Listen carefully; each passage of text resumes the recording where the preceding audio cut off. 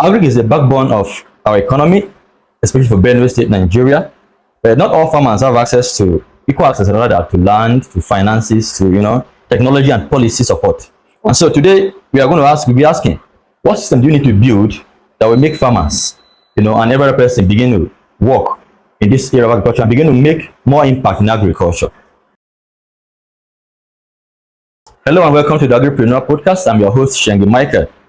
And today with me in the house is an expert in agri policy, an expert in agri development, technical advisor to the governor of Benue State on agriculture, Honorable Ochanya Oko. And you're welcome to the Agripreneur Podcast. Thank you for having me.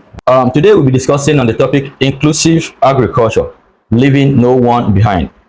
So, ma'am, what is inclusive agriculture? Okay, so quite simply put, I believe inclusive agriculture, like you said, is leaving no one behind.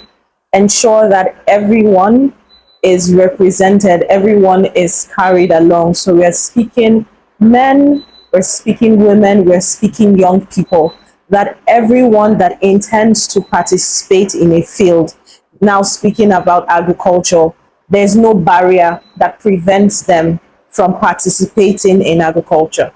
All right. And so, from your experience, who has been left behind in agriculture all this while? Well, I'd like to say, well, what I would like to think, I believe the general answer is women and young people, because of barriers such as lack of access to land, finance, and policies that support. But I mean, if you look at it, everyone is at is receiving the short end of the stick. Because even the men that farm, how much they don't have as much access to finance and all of the supports that they need. But I mean, if in order of who is most affected, we say is women and young people who face systemic barriers that prevent their participating in agriculture. What are these barriers, basically, that make young people more left behind? What are these barriers that you can point out to? So it's mostly topmost is land. As compared to the way that land is owned in Africa, it's mostly men who have access to the land, who own this land. So land, which is a major resource for agricultural production, which is capital for agricultural production, is not readily available to women and young people. And then finance, it's just like you're stuck in a cycle of poverty because you cannot produce, you don't have money. So how do you begin to even produce if you lack this access to finance? The land which you need to produce is not available. So how do you even begin to gather capital for more production? So it's almost like they're stuck in a circle. Everything that they need to ensure that they can participate in agriculture is not available. So, and then they are not able to access loans and all, because when you go to a bank for a loan, there's some form of collateral that you need to present. As a young person, maybe you don't have a house yet, you have not even been able to make you've not had anything. So these are the things that I'll say land majorly, and a lack of access to finance. Land and lack of access to finance. And you mentioned something about not being represented properly. And I think, is there a way government can come in to help people represent us? Is it a need of government, or is it a need of culture? I think, well, of course, the government has a role to play. And I think this particular government, especially in Benue State, the government, His Excellency Father Hyacinth Alia's government has paid particular attention to these people. And there's also certain cultural norms that we have to change, like who owns land. Women should be able to own land. Most of this land is gotten through inheritance, yes, and women are disinherited from this land. So who owns lands? Those are cultural things that we might need to change. While the government can come and say, oh, there's an outgrower program for women and young people, that is seasonal, but women need to be able to access land all year round in their communities. If people that can maybe not make it to wherever the outgrower program is having should be able to have access to land in their communities, while in Benue, I mean, it's not, I don't think it's so much of an issue when it comes to land ownership. But yeah, we still have bits of it, you know, women not being able to inherit lands. And like I said, the finance again. So government is and like can and is providing support through like grants and loans. But again, within communities, there are certain cultural norms that we have to change. Women are a productive part of our economy. So by preventing them from having access to certain things, you are doing yourself and the economy a disservice. So if we begin to change these kinds of ideologies, we'll see that truly no one is left behind. You earlier mentioned that in Benue, the government is trying to do one or two things. Maybe can you just give us examples of these things they're doing? You mentioned grant earlier, but I don't know, just elaborate on them. Okay, one thing I'm very certain of is the governor is particularly passionate about young people taking up space in agriculture. And he keeps saying that he wants to make millionaire farmers. Oh, right. So yes, I know that there are plans in the work to make grants, loans readily accessible for young people who are interested in agriculture and want to participate in this space. And also for women, you know, women cooperatives, they're given disparities given to them when it comes to accessing inputs, subsidized inputs. We're talking fertilizers, we're talking seeds, you know, priorities given to women cooperatives. So by doing these kinds of things, the government is working to ensure that everyone is carried along. Wow. Inclusive agriculture, leaving no one behind. So listeners, you don't want to leave anyone behind, just please share this video to your friends, your network, and also join us in this conversation. Are there policies on ground already, or are they working on policies that will help curtail some of these barriers within the state? So I know that you know, there's the Kampala Declaration, and there's a whole policy on that. And I know that the commissioner is working to domesticate it in Benue State to see how we can, you know, it's a beautiful document when you look at it, the strategies, and, you know, it's a policy document that speaks to this matter of inclusivity. So there are plans to domesticate it in Benue State. I know there are organizations that are also working to develop agricultural plans for the state that takes into cognizance the fact that all women and youth have been left behind for such a long time. And then again, the presence of conflict has put them at higher risk, you know, so developing policies that are sensitive to these issues and see how we can, while rebuilding communities that have been affected by conflict, we are also not leaving behind our women and young people. Some would argue that there's been a lot of policies on ground, but there's no palpable action. Yes. You know, and so how sure are we that this one now will translate to real physical evidence for farmers to benefit? Yeah, so what usually happens, and which is true, is policies and implementation. There's usually the gap. And I think what stands in the middle is political will. Yes, so you look at the language, the body language of the government of the day. If there is political will, then you see that a lot of these things will happen, you know. So looking at the government of the day, looking at the new commissioner we have, Dr. Benjamin Ashabe, he's somebody that has been in the field before. And looking at past experiences, you know, he was the one that started the swine project in Yandave, sent a couple of people to Iowa, they came back with grades of, so there was a lot he was doing. So you're able to see, oh, what is this person's track record? What has he done before? And then you look at, oh, if he says this, then that means he will follow through. So the gap is usually political will, and when that is present, you're certain of the fact that we'll see these policies come alive. Wow, that's right. That's wonderful to know, and that's what we're living, you know. Because over time we've had beautiful symposiums, beautiful conferences, beautiful discussions, beautiful policies being read, and then it goes down the drain. Women cry too much. That's why they are hearing more about their challenges than the men. Is it true? The women always wail about their problems. The men just sit quietly and don't say anything.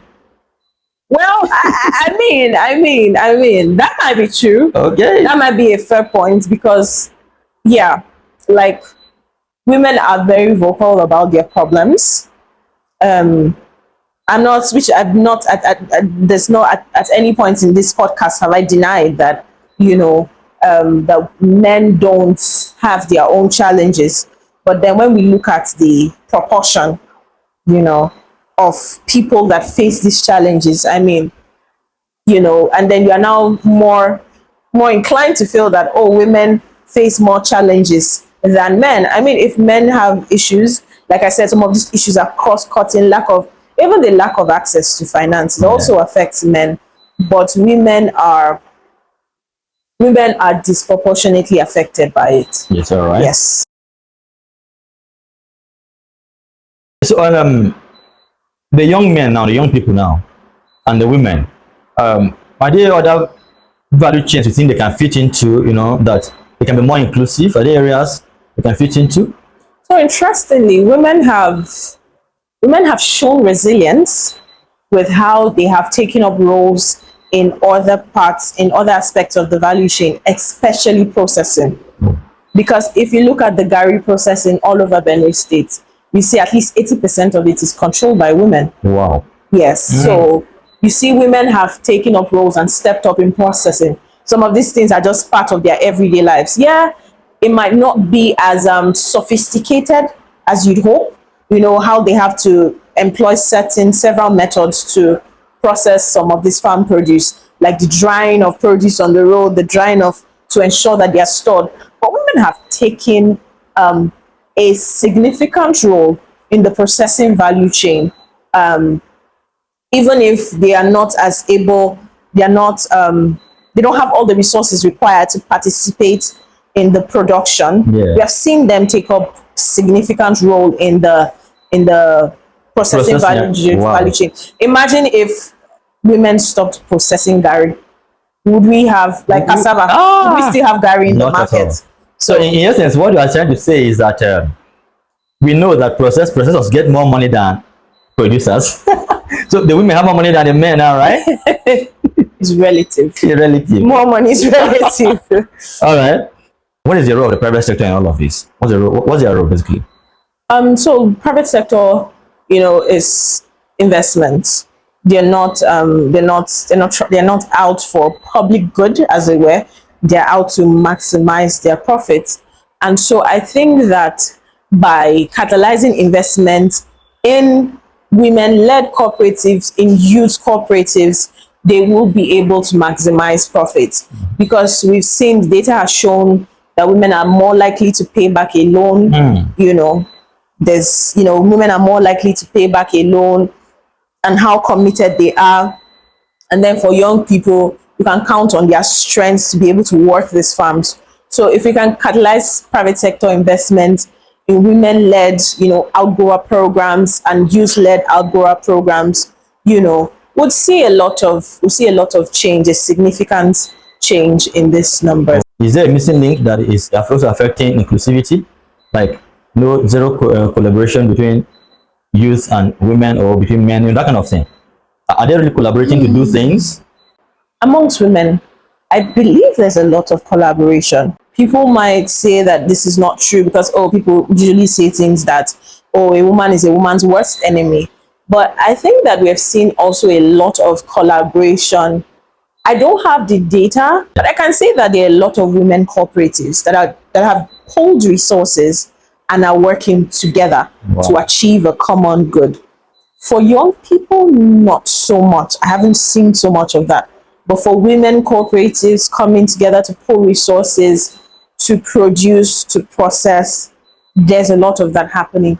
So what is the missing link within young people? Why are they not really, collaborating? So with young people, there's now a general lack of interest to want to participate in agriculture because it is not viewed as profitable, so why should we come together to do something that is tedious and we might not get money out of it?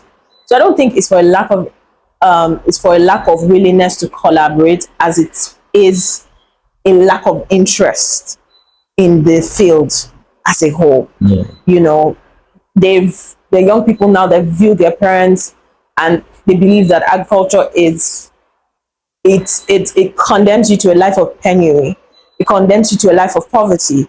So why should we come together to do something like that? So I don't think it's a lack of a willingness to collaborate, but just a general lack of interest in the field. So talking about climate change, you know, how does climate change affect these vulnerable farmers, especially the women and the youth?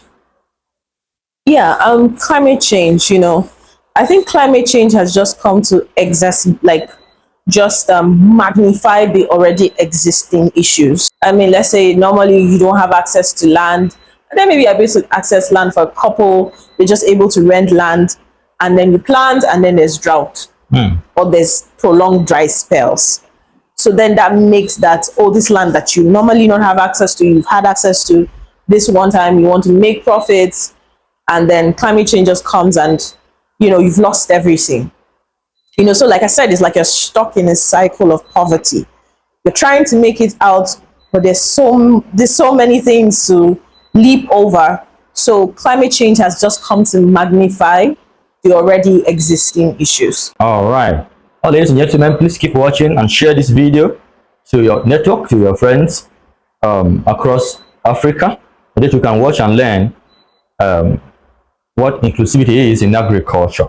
Man, what systems do we need to build now? Now we've seen the challenges.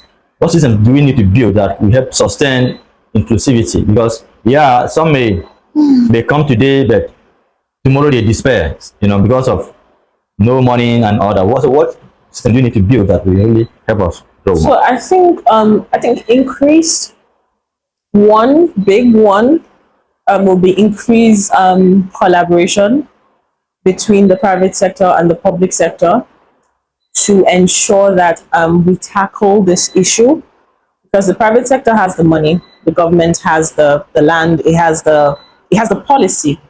So when we're able to marry the two, the finances and the policy, you know, policy that is suited to addressing these issues, I believe that we'll see a huge difference. It will move the needle a great deal to addressing these issues. So I think increased collaboration between the private sector and the public sector to address the issues faced by women and young people in agriculture. This year, FAO has declared 2026 the year of the woman farmer. So one of the things I'm very keen on working on is supporting women farmers, providing them with inputs, access to extension services that they need to be very productive. And then for young people, I'm also hoping to, through the ministry, that's the Ministry of Agriculture, which is my mother ministry, and through working closely with the commissioner, see how we can do more young people focused programs, one of which is there's a collaboration right now between the government and Japanese JICA. Yes, Japan International Cooperative Agency. I don't know if I have that right, but it's something along those lines, where they are doing a program for agri-tech startups. Yes, so that's one of those things. So JICA is providing certain things, and the Benue State government is also going to provide support for these startups as well. And then I believe also through the support of the governor, identify youth-led, what's it called now? Youth-led agri-cooperatives that lack access to finance, who have proven themselves over time, and provide them the support that they need to be able to run. There's an opportunity for women to explore this year. I believe that things are going to work perfectly as has planned. All right, now, so farmers now, let's go back to farmers. Where you see, we've talked about the challenges. So how can farmers now themselves try to solve this problem? Is there a way they can solve this problem of inclusivity themselves instead of looking at the government, other persons out there?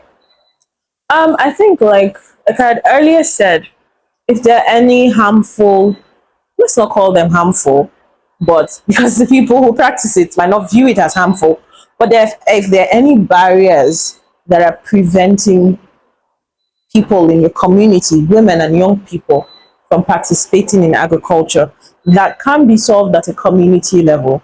I think that's that's left to them to remove those barriers. So, like we're saying now, access to land. How accessible is land for women in your community? If it's not very accessible, maybe you need to sit down and have a meeting and say, these are a productive part of, these are a productive workforce. These people are, if we're keeping land away from our women, we're doing ourselves more harm than good, you know. So maybe we need to rethink and see, okay, let's allow women to inherit land. Let's allow women to access land the way we allow men. If, you know, if there are programs, I remember there was a certain time I worked in a certain community in Benue. I think it was 2-3 years ago. This is 20, so about 3-4 years ago. And there was going to be a training program for farmers in the community. And we said, give us a list of farmers. And there was a list of 50 people. I think only 5 were women.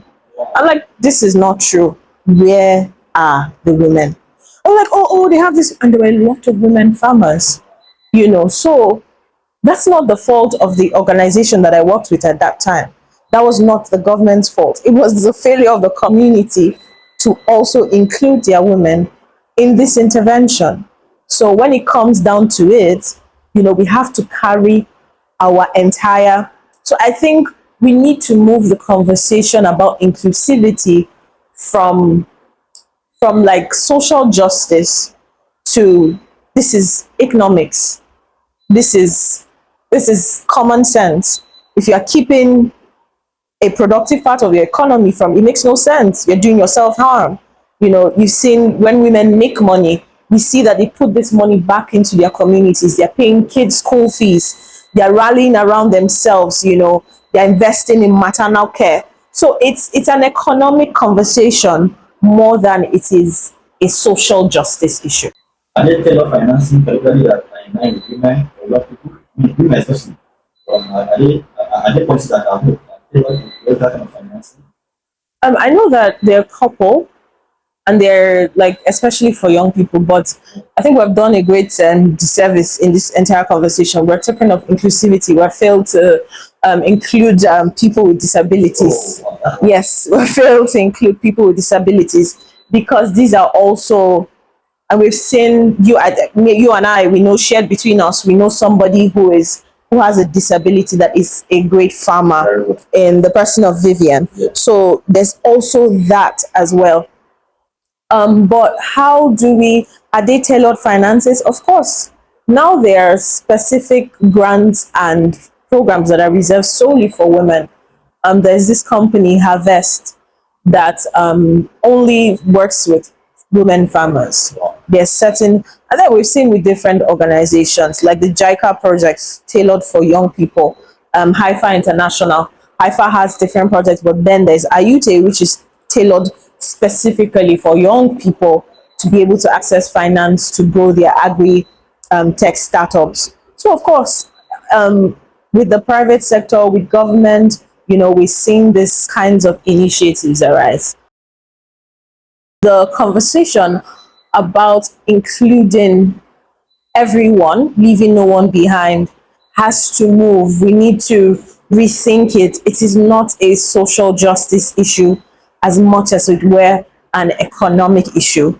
If we are holding back a productive component of our economy, we are doing ourselves a great disservice. So it's more beneficial to us that everyone who wants to and who is able to participate in this field has all of the support that they need. So we're talking women, we're talking young people, we're talking people with disabilities who are willing and able to participate in agriculture, have all of the support that they need.